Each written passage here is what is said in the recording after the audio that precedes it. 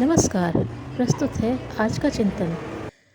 जीवन में कई बार ऐसी परिस्थितियां सामने आती हैं जो असह्य होती हैं और मन को खिन्न, विपन्न, दुखी और उदास बना देती हैं।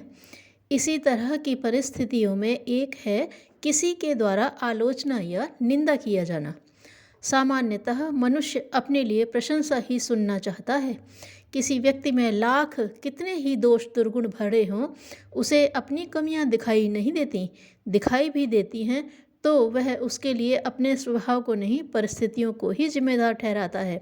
गलतियां होती हैं तो कारण बताया जाता है कि परिस्थितियां ही अमुक प्रकार की थीं जिनमें ऐसा होना स्वाभाविक था। गलतियां करने और स्वभाव में त्रुटियां होने के बावजूद भी मनुष्य उन्हें स्वयं तो नज़रअंदाज करता ही है, अपने साथियों, मित्रों, परिचितों और अन्य लोगों से भी यह अपेक्षा करता है कि वह भी उन परिस्थितियों को नज़रअंदाज कर दें। एक तो मनुष्य को अपनी कमियां, त्रुटियां कम ही दिखाई देती हैं और दूसरे दिखाई भी देती हैं तो वह इतना असहिष्णु और अनुदार होता है कि किसी और के द्वारा उनकी ओर इंगित किया जाना सह नहीं पाता। इसे व्यक्ति का अहंकार भी कह सकते हैं कि वह दूसरों को अपने दोष दर्शन का अधिकार देना नहीं चाहता और यदि कोई उसके दोष देखता या बताता है तो न केवल दुखी होता है वरन उनका प्रतिकार करने के लिए भी कटिबद्ध हो जाता है। अपनी निंदा, आलोचना को न सह पाना एक कमजोरी ही कही जाएगी। उसी तरह की कमजोरी की व्यक्ति सुख कर अनुकूल परिस्थितियों की कामना करता है और दुखमयी प्रतिकूल परिस्थितियों से घबराकर दूर भागता है। उसी प्रकार मनुष्य अपनी प्रशंसा सुनना तो पसंद करता है किंतु निंदा या आलोचना से बचना चाहता है, जबकि निंदा, आलोचना प्रशंसा का ही दूसरा पक्ष है। दोनों एक सिक्के के दो पहलू हैं। जो व्यक्ति जितने प्रशंसित और चर्चित होते हैं उनकी उतनी ही निंदा, आलोचना भी होती है। बुरे कामों में लगे अपराधी प्रकृति के व्यक्तियों की निंदा अलग बात है, उसे भर्त्सना और प्रताड़ना कहा जा सकता है। यहाँ निंदा से आशय व्यक्ति की कमियों और त्रुटियों की चर्चा ही लगाना चाहिए। इस स्तर की निंदा, आलोचना को सहज भाव से लिया जा सके तो व्यक्ति को अपने आप का सुधार करने के लिए भारी मदद मिलती है और यदि व्यक्ति दूसरों के द्वारा की गई आलोचना को रचनात्मक दृष्टि से देखने लगे तो उसे अपने उत्कर्ष में इतनी सहायता मिलती है कि उसे सहज ही अपने सुधार की दिशा मिलती है। अपने में कौन सी खामियां या त्रुटियां हैं, कौन सी जिम्मेदारियां हैं, क्या दोष हैं, यह स्वयं इतना पता नहीं चलता जितना कि दूसरे लोग अनुभव कर सकते हैं, क्योंकि व्यक्ति स्वयं तो अपनी दृष्टि से अपने लिए हितकर आचरण ही करता है। दूसरों पर उसका क्या प्रभाव पड़ता है अथवा दूसरों का उससे हित हो रहा है या अहित, इसकी नाप जोख करने का कहाँ अवकाश रहता है और कहाँ इसकी आवश्यकता समझी जाती है। जबकि आवश्यक यह भी है कि अपनी रीति नीति का, आचरण व्यवहार का दूसरों पर भला बुरा क्या प्रभाव पड़ता है, दूसरों का हित होता है अथवा अहित, यह भी ध्यान रखा जाए।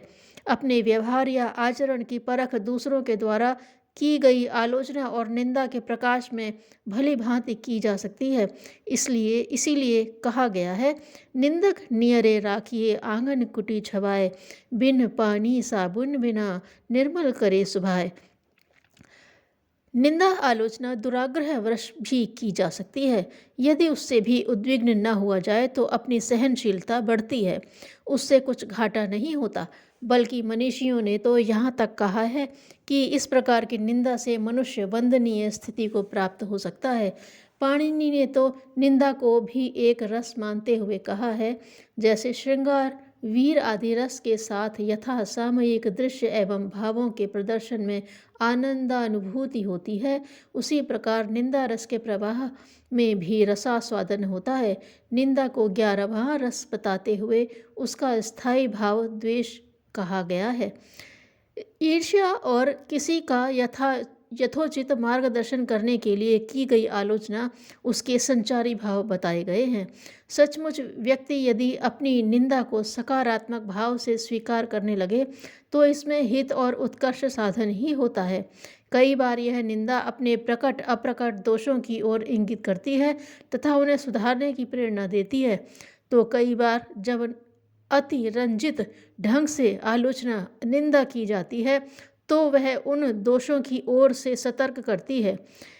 भगवान श्री कृष्ण ने प्रकारांतर से अर्जुन की आलोचना करते हुए ही उसमें युद्ध के संबंध में उत्सुकता और कर्म योग के प्रति जिज्ञासा जागृत की थी।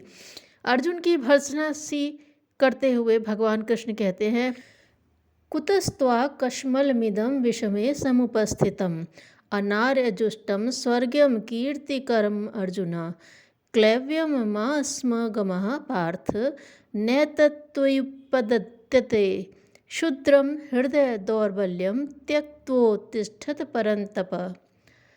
अर्थात, हे अर्जुन, तुम्हें इस विषम स्थल में यह अज्ञान किस कारण उत्पन्न हुआ? क्योंकि यह न तो श्रेष्ठ जनों द्वारा आचरण किया गया है तथा न स्वर्ग और कीर्ति ही देने वाला है। इसलिए हे अर्जुन, नपुंसकता को मत प्राप्त हो। तुम्हारे लिए यह उचित नहीं है। तुम्हारे हृदय में जो तुच्छ दुर्बलता उत्पन्न हो गई है उसे त्याग कर तुम युद्ध के लिए खड़े हो जाओ।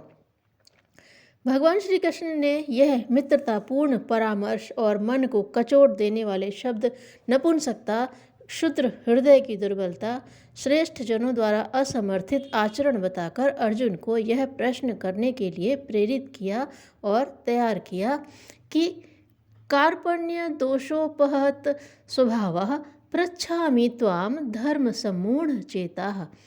कायरता रूप दोष से उपहृत हुआ धर्म के विषय में मोहित चित्त हुआ मैं आपसे पूछता हूँ, जो कुछ निश्चय किया हुआ कल्याणकारक साधन हो वह मेरे लिए कहिए।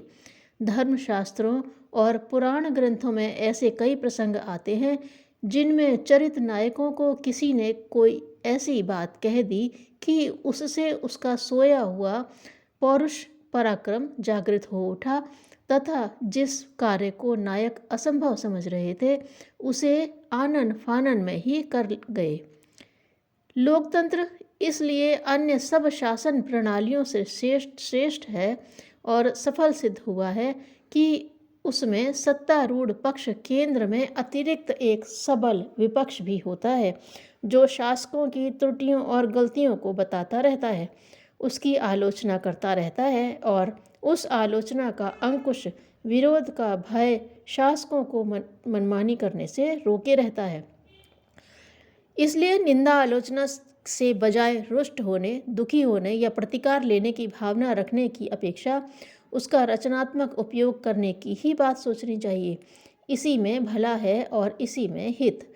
यदि निंदा आलोचना को सहज भाव से स्वीकार किया जाए तो मनीषियों का कथन है कि इससे दुर्गुणों का विनाश हो जाता है।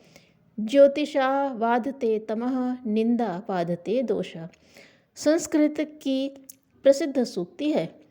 तदनुसार निंदा आलोचना का उपयोग अपने उत्कर्ष आत्म परिष्कार के लिए भी किया जा सकता है, इसमें कोई संदेह नहीं है। चाहिए वह दृष्टि जो निंदा के प्रकाश में अपने दुर्गुणों दोषों को ढूंढ सके और चाहिए वह सहिष्णुता जो निंदा आलोचना को सह सके।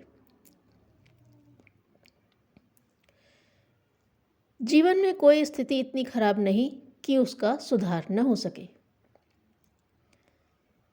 अपने मन के प्रमाद से ही संसार में समस्त दुख पर्वत की चोटी के समान बढ़ जाया करते हैं। अपने मन की विवेकशीलता होने पर वे सारे दुख शीघ्र ही ऐसे नष्ट हो जाते हैं जैसे सूर्य की धूप से बर्फ गलकर नष्ट हो जाया करती है। धन्यवाद।